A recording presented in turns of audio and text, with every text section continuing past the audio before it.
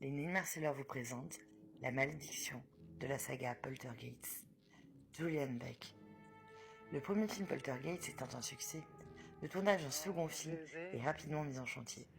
Pour ce second opus, l'équipe technique est à la recherche d'un acteur pour interpréter le terrifiant Pasteur Cain. Le casting est confié à une voyante, renommée aux États-Unis, Jill Cook, avec la seule liste de noms des acteurs potentiels comme indice pour la guider dans son choix.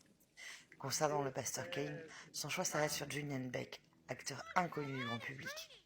Son personnage est le fantôme d'un chef de secte satanique en colère qui vient tourmenter la famille, fraîchement débarquée.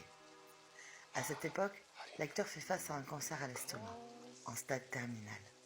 Ayant perçu cela chez Julian Beck, elle décide de lui donner son dernier rôle au grand écran.